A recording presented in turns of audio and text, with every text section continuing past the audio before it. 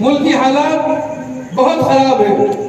اور انہی ملکی حالات کو خراب کرنے میں جن کا رول رہا ہے یہ وہی لوگ ہیں جنہوں نے انگریزوں کا ساتھ دیا تھا۔ کل جب انگریز ہندوستان آیا تھا تو ان کے کانوں میں اپنا منہ دے کر کے چپکے سے کہا کرتے تھے کہ ہمیں ہماری جائیدادیں دے دی جائیں، ہمیں معاف کر دیا جائے، ہم تمہارے خلاف میدان جنگ میں نہیں آئیں گے، ہم لڑائی تم سے نہیں کریں گے، لیکن معافی نامے ہمیں دے دیے جائے، ہمیں بچا دیا جائے۔ آج بھی سینکڑوں معافی نامے ان کے موجود ہیں جنہوں نے انگریزوں سے معافی مانگی تھی اور اپنی جان کو بچا لیا تھا، دیش کے ساتھ غداری کی۔ کوئی ایک مسلمان پوری تاریخ کے اندر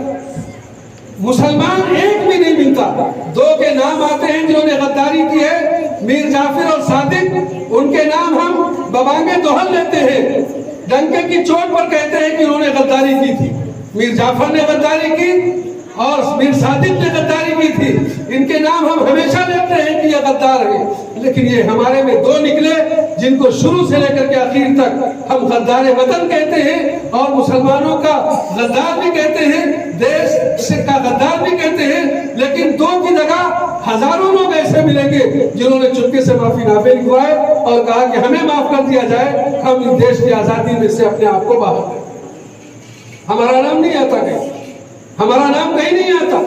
اور اسی معافی کی وجہ سے کہیں نہ کہیں ان کو سلطنت ملی، اور آج اسی بنیاد پر انہی فیصلوں کی وجہ سے کہیں نہ کہیں وہ کرسیوں پر بیٹھ جاتے ہیں۔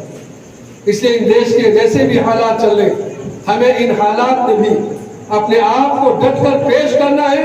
اور دیش کے ترنگے کی شان کو بڑھانے کے لیے اور دیش کی مٹی کی حفاظت کے لیے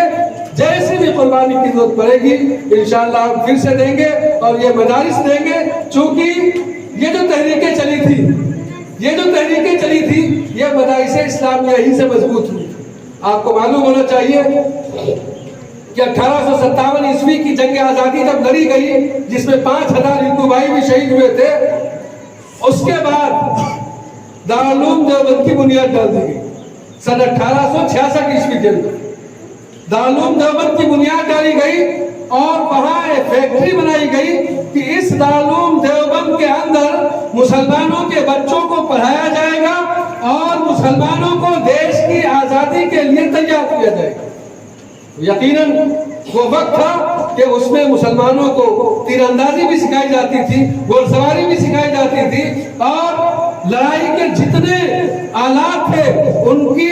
تیاری کے لیے ان سے کام لیا جاتا تھا۔ یہ سب کچھ ہوتا تھا وہاں پر، اور یہ اس لیے ہوتا تھا کہ ہمیں ہمارے بچوں کو تیار کر کے دیش کی آزادی کے لیے قربانی کے لیے پیش کرنا۔ وہیں سے کتنی تنظیمیں وجود میں آئی۔ دارالعلوم دیوبند بننے کے بعد